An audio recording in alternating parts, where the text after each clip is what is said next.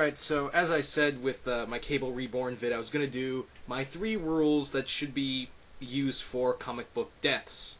Now, this is actually kind of also a remake of a video that Ziploc Gore did a long time ago. He did this, I think, after Siege, when Siege was in effect, and he was talking about the death of Ares, and the other comic book deaths. So this is a bit of a, it's also loosely based off of his video, but this is what really, and I really have been meaning to do a video like this, but what really got me going was the Cable Reborn story, and just, I feel like how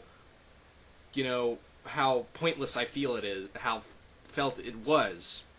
So, more or less I came up with 3 rules that should be enforced for comic book deaths. First off, Rule 1. Rule 1 is, how I would do it is, keep the character dead for at least a maximum of 5 years. I say this because 5 years is a good and long enough time for other characters to grow and leave that character dead long enough to have fans want him back, but, you're going to have to wait rather than, 2 years, it feels like 2 years to become the new maximum of character deaths. I feel like 5 years is a long enough time, these days at least, to keep a character dead.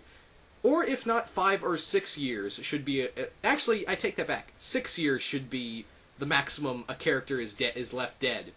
So that way you can feel like, okay, the universe can go on without this character. You can bring him back and see how how he reacts to a world. Because 2 years feels like, oh, I'm back and nothing's changed. 6 years feels like, wow, I've been gone 6 years and holy shit. That's how I feel like. The death should have some meaning, like, when they come back, it's a totally different world after 6 years of being 6 feet under the ground. Play on word. Anyway, that's how I feel like when you extend rather than 2, like I said, 2 years just feels like not enough time to make us feel like we miss the character. After 6 years, it feels like, oh, yeah, I missed that character, I really want him back, but, it's worth, and make it worth the wait. At least, 6 years feels like it's worth a wait. The next thing. Heroes dying for a cause. Now, don't get me wrong, Cable and Nightcrawler died, for a cause, but we didn't feel that during during Second Coming. Cable and Nightcrawler died to protect Hope. And I feel like we didn't get much of a feeling for that. I mean, yeah, they died for a cause, Cable and Kurt died for a cause, but I feel like we didn't get much of that. I feel like we didn't get much of a sense of that. So, I don't know. I mean, I feel like you really need to get a sense of feeling for this character's sacrifice. I mean, let's take a look at the death of Superman. I mean, okay, that's a wrong thing to say because he was dead for about a year and a half, maybe a maximum of 2 years. Less than that, I believe. At least to my knowledge. They had meaning to that death because that death means something. He stopped a great evil from destroying the world. And, his death had this big, huge effect on the entire DC universe. It didn't last long, but you actually felt his death meant something. Same thing goes for Batman's quote-unquote death in the DC universe. I felt like, it kind of felt not as big as Superman's death, but it was still felt. It was still felt during Final Crisis. And, another death that had meaning, in some ways, but I felt like it was a little underdeveloped, was Ted Kord's death, as you can see right here, at the hands of Maxwell Lord when Max blew his brains out. And here's another death that I felt like that they just went out like a punk, actually, when Ares was killed by the Sentry. I feel like he died for nothing. I felt like Bendis just threw that in there, like, I'm just going to have Sentry as a Mortal Kombat character, and he will finish Ares. RIP. There you go. That's what I feel like. A character's death should have, meaning. Kind of like how I felt like when, a majority of the Teen Titans characters, along with a lot of other superheroes, were killed by Superboy Prime. When a majority of them were just wiped out. I felt like DC was just going, alright, we have way too many, DC characters. Let's have Superboy Prime be a janitor and wipe out all these obscure characters just for the hell of it. We'll just have this huge gore fest right here of Superboy Prime just ripping right through them. It'll be awesome. We'll get a lot of sales out of that. Yeah. And number 3, if you want... Here's another thing. Like, Rule 3. Here's my third rule. For Rule 3, if you want to use these characters, like Ted Kord and all that, and I'll explain in a minute why I use Ted Kord, if writers really want to use these characters in a story, rather than bring them back, like, just like that, I'd say, if the writers or, creators want to use these characters so bad, do what they did in what Dan Jurgens and, the other guys who wrote Booster Gold do what they did. Booster went back in time, met Ted Kord, he did something stupid, and he brought Ted Kord back into our timeline after, and, that was kind of an anomaly. It wasn't technically bringing him back, it was kind of a time shift, and that didn't last long. It was only in the Booster Gold comics alone. And, it was more or less a mistake, like a fluke. And even time travel, when you want to use a character so bad, why not just write a time travel story where they meet this character but you can't bring them back to life? Kind of like Time is Fixed, the whole Doctor Who thing.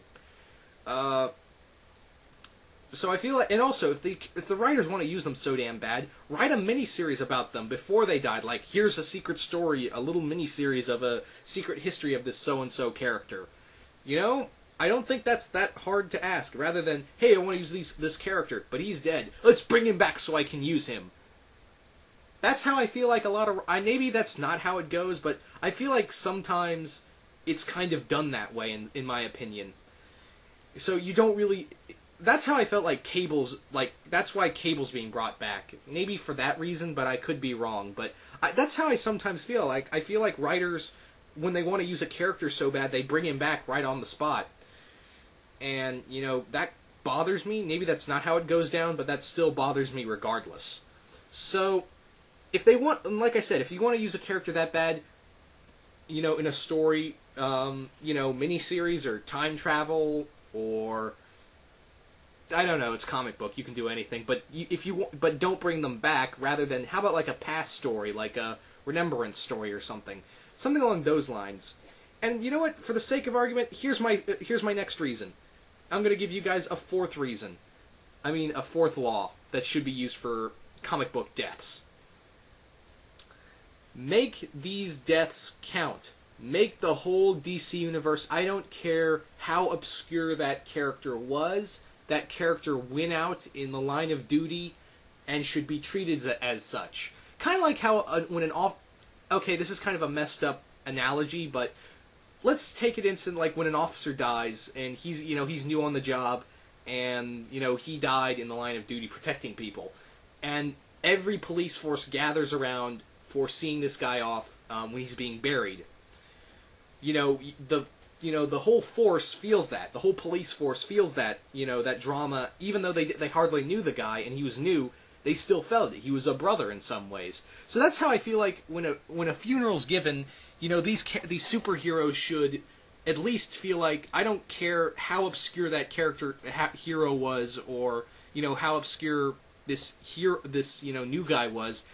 He died for a cause, and he died for a reason to save everyone. I feel like that death should be remembered. Not just like, oh, one panel of a funeral, everyone forgets. Because that's how it's done I feel like that's how it's done sometimes. And it kind of bothers me. Really, it does.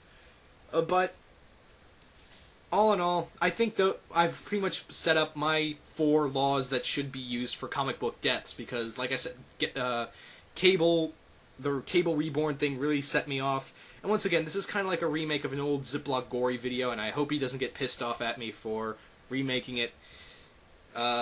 Actually, no, I don't think he will get pissed off. I think he'll actually find this kind of fun. But anyway, I've said my piece. I'm pretty sure a lot of people feel this way too about that, and I feel like I'm pretty sure a lot of people have thought this way as I have regarding comic book deaths, because there's been a lot that feel like, they feel kind of pointless, but I don't know, maybe I'm just the only one on this, but I feel like it went up from, but those are my 4 laws that should be, comic book laws that should be put in effect when a character is killed off. Reason, big effect, regardless of the character, have meaning, and 6 years until brought back. Actually, no, I think I said have meaning twice, my bad. But, regardless, you guys tell me comment below, what do you guys think of all this? Should these 4 comic book laws be given to, these 4 comic book rules, actually, not laws. Why do I call them laws? I'm not a lawgiver. I'm not a judge. These 4 imaginary comic book rules, there's the better word, put into effect. And how do you guys feel about comic book deaths? And how do you think they've been treated lately? Do you think they've been treated good? Do you think they've been treated bad? I really want to know.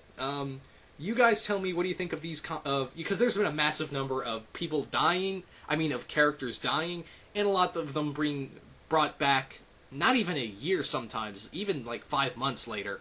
So, I really want to know. You guys tell me below. Even video response if you want to.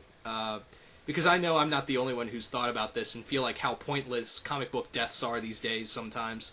So,